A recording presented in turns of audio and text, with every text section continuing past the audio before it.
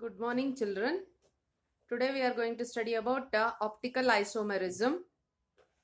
So, in case of optical isomerism, the structures will be similar and the properties are also similar. The physical and chemical properties of the compounds are similar, but it will be showing only optical activity. So, what is that optical activity we shall see? So, this is an plane polarized light. So plain polarized light is nothing but the light, it has only one direction, plain polarized light. So if at all, if it is been the white light, if it has been transferred through a slit, or if it is been made to pass through a slit, then you'll be getting the light in only one direction. So these plain polarized light, or many ways are there to convert the normal white light into plain polarized light. This plain polarized light, if it is made to pass through the substance. And what is that substance? Substances are coordination compound. So not all, few. So coordination compounds. Then this plain polarized light will pass through this substance, and this plain polarized light, earlier it was like this. It is like this.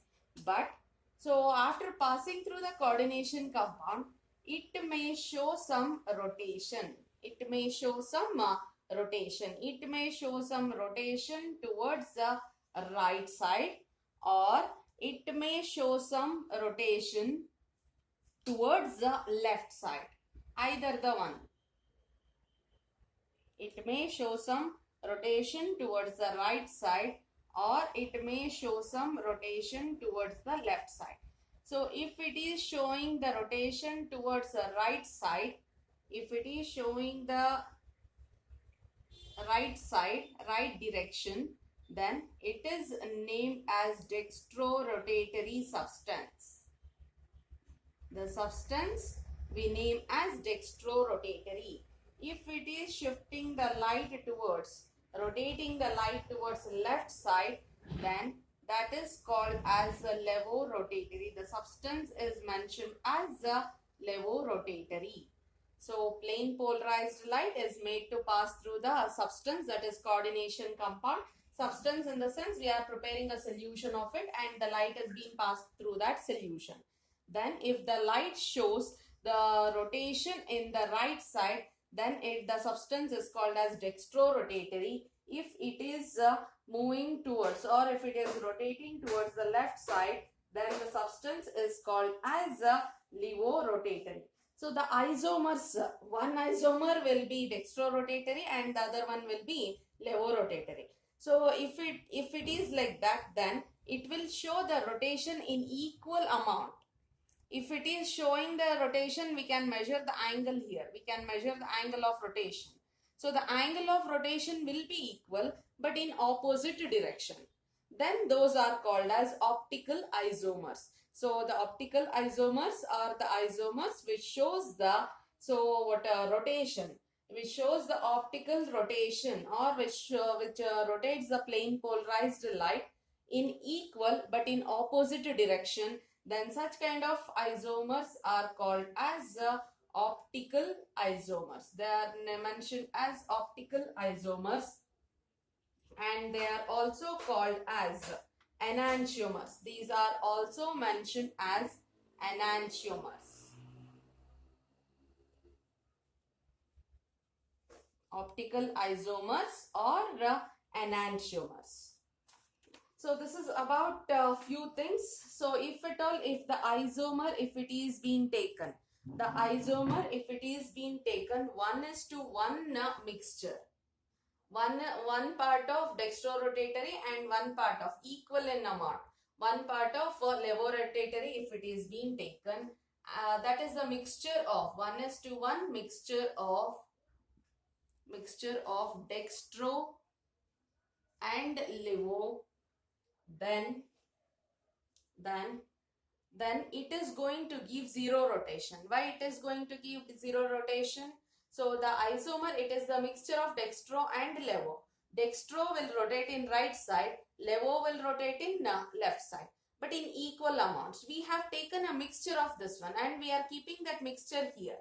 So if at all, if it is kept here, so what a dextro will rotate in right side, levo will rotate in left side. So it cancels with one another and it gives a net zero rotation. Gives a net zero rotation, and that mixture is called as racemic mixture. So racemic mixture is nothing but it is the 1:1 ratio of dextro and levorotatory substance, which gives a zero rotation, or it is nothing but it is optically inactive. We call such kind of substances as optically inactive substances or optically inactive mixture. Then it shows zero rotation. So those mixtures are called as racemic mixtures, or that compound or sample whatever we are going to take, that is called as racemic mixture.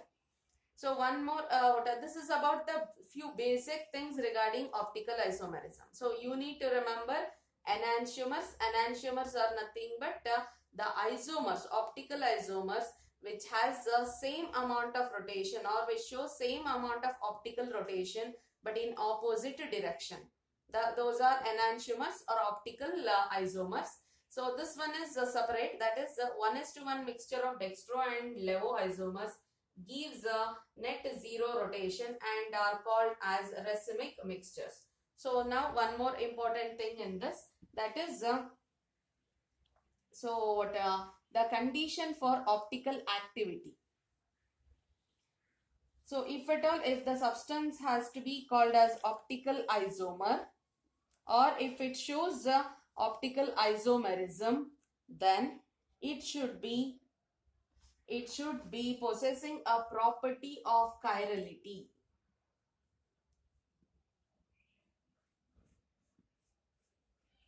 The necessary condition to show the optical isomerism for any substance is it should be possessing a property of chirality, or we can say that it should form non-superimposable mirror images. Non-superimposable mirror images.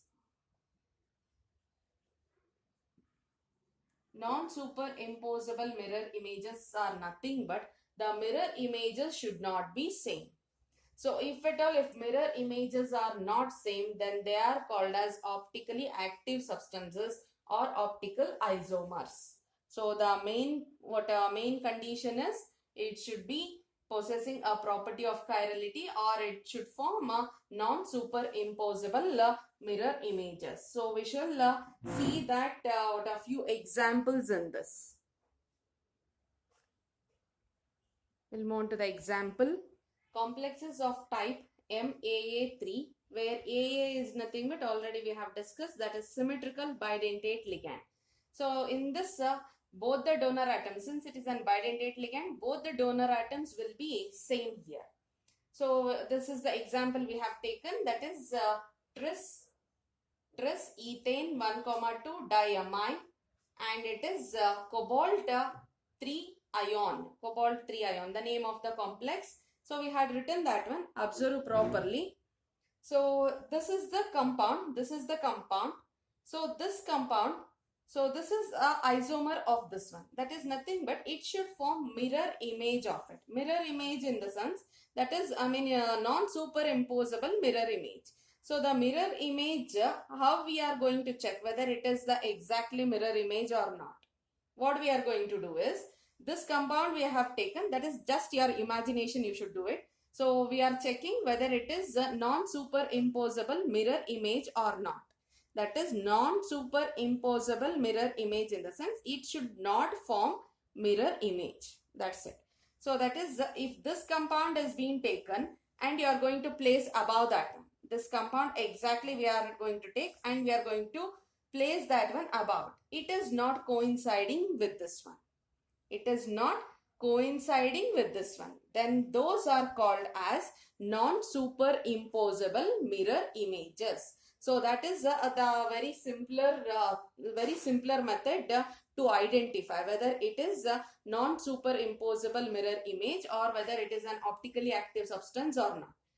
Take this substance and just imagine that we are placing that one above it. So if at all, if they are coinciding, then they are mirror images. If they are not coinciding, then it is non-superimposable mirror image.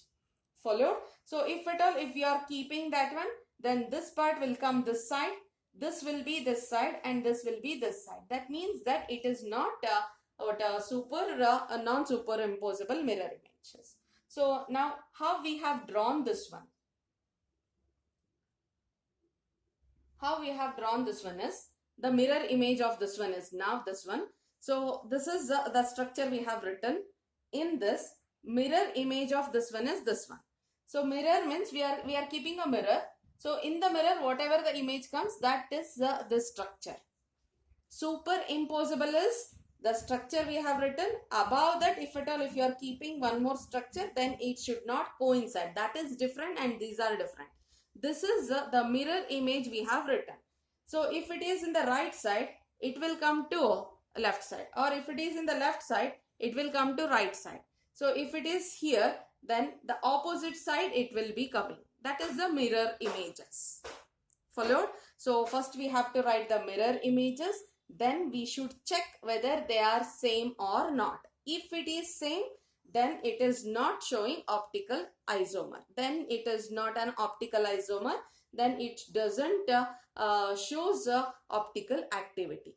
So if they are different, then it is going to form non-superimposable mirror images. So they are optically active in nature. For first, we have drawn the structure and we are going to write the mirror image of that one. Mirror image in the sense, if it is in the left side, then it comes right side. If it is in the right side, then it comes the left side. That is the mirror image of this one. Now, what we are going to do is, so take one of the structure and place one above the other. They are not coinciding, then they are mirror images. Then they are optically active compounds. So, first one is dextrorotatory. This is dextrorotatory and this is levorotatory. Here you cannot, by looking at the structure, you cannot say whether it is dextro or levo. So this is based upon the experiment. What I have explained in the beginning. So keeping a plane polarized light, keeping the substance and passing plane polarized light. That experiment, if you do and check, then only you can make out whether the substance is dextro or levo. So you go through the few examples. So, but we can make out whether it is optically active or not by writing the structure. So, this structure is optically active. So, one among that one is dextrorotatory and one among that one is levorotatory. So, that we can identify. But exactly this is dextro, this is levo. So, that one we can only by experimental methods only we can clarify that one. So, the next example, same thing here also. So it is a symmetrical bidentate ligand where in both the cases oxygen is the donor atom. So observe here.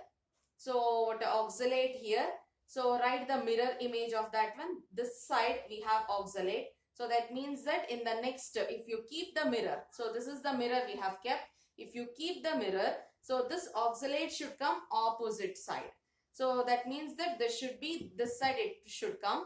If it is this side, then it should come this side. So in the next structure, we have written these two are this side. So it is coming this side and oxalate was this side that was coming opposite of that one.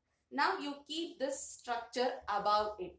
If you are keeping that structure above it, the structures are not coinciding. That means that they are optically active substances, or we can say that it is dextro and this is levo. This is one is dextro and the other one is levo. One more example we'll see.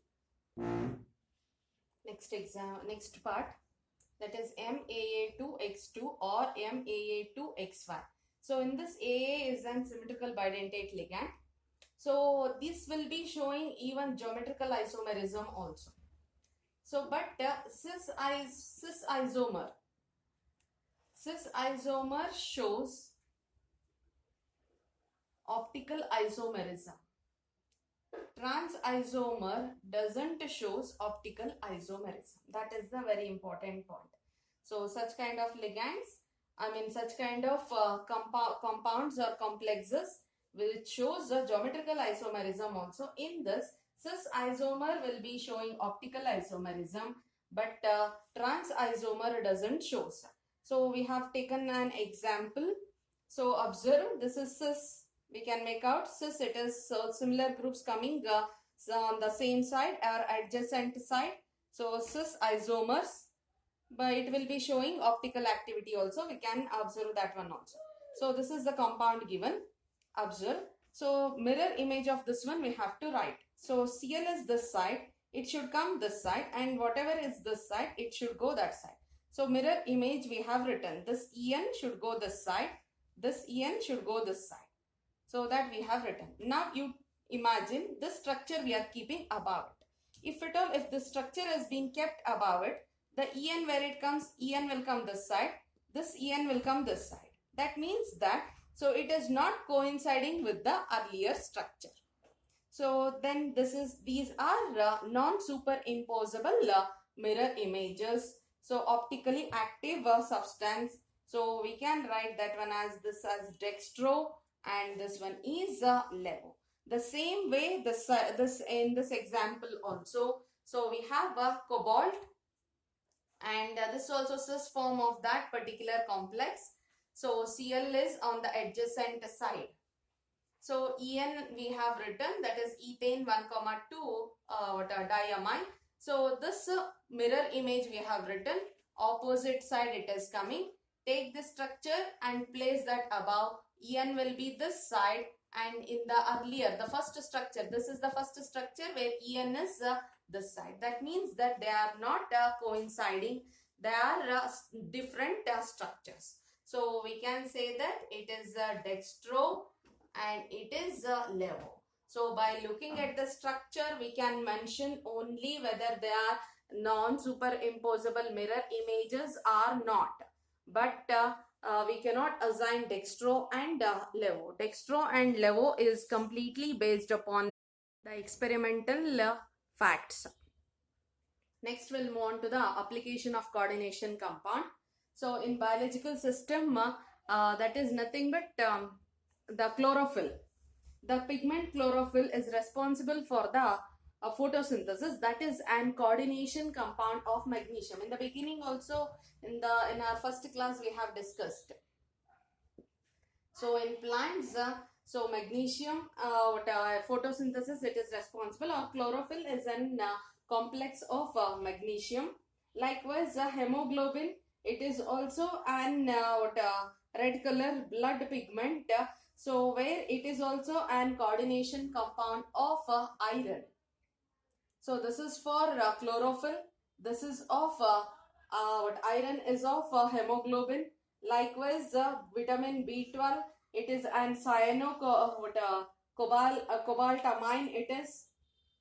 So likewise, we have a few in our biological system. Either it may be a plant system or it may be an human system. So we have coordination compounds present in our living systems.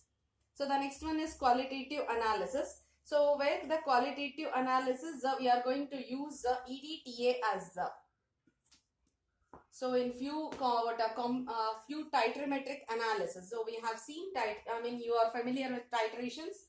So that is titrometric analysis will be coming across with the EDTA and DMG. So EDTA we are familiar with. So DMG is nothing but dimethyl glyoxime. So that is so these compounds will be used in case of qualitative analysis. Qualitative analysis. So EDTA has been actually used in the in case of titration with the water. In the normal water, how many calcium ions and how many magnesium ions are there, whether it is acidic or basic in nature. To test that one, we are going to use EDTA as the titrant. Next one, it is coordination compounds are also being used as a catalyst. In some of the reactions, we are going to use that one as a catalyst. In the industrial process, mainly we are going to use that one. So that is one of the example we had taken. that is Wilkinson catalyst. Mark this one as important. For competitive it is important. Wilkinson catalyst, and the catalyst is this one. This is the catalyst of rhodium. So this catalyst is used for hydrogenation of alkenes. So in that particular reaction, that is the hydrogenation of alkenes, nothing but to an alkene we are adding hydrogens. So in that particular example or reaction, we are going to use what a Wilkinson catalyst, or the catalyst with an rhodium metal as the what a catalyst we are going to use there. So one of the very important point, that is cisplatin. Cisplatin is nothing but it is the coordination compound. So that coordination compound is being used for the treatment of cancer. That is, it inhibits, this compound inhibits the growth of tumor. So that's why it is being used as a used in the treatment of cancer. So in case of metallurgy also we are going to use this coordination compound. So that is impure nickel is being converted as a complex. Impure nickel is being converted as nickel with what a carbonyl complex. We are going to convert that one. Then it will be converted as an pure nickel. So that is what nothing but we are called that one as Mond's process here. So in metallurgy, that is the purification of metal we are doing. In that purification of metal, we are converting the nickel into a complex form. So that nickel we are going to purify into its purest form by using the Mond's process. So in few other applications are also there. In an photography also we are going to use this one, that is to develop the film. So where AGBR is there, so in the hypo solution AGBR will be there. So that AGBR won't come out, or it won't get dissolved also. So at the time we are going to add some sodium thiosulfate to it, and we are converting that into the coordination compound or complex compound. So by that we are going to remove that AGBR from the solution. So in such kind of things, and in many more many more applications are there regarding coordination compound. It is one of the very good subject, and there is a development also, and there is a scope of development also more in the case of coordination compound. So by this we have completed our coordination compound chapter, one of the very important chapter for both theory as well as competitive. So go through this one properly. Thank you.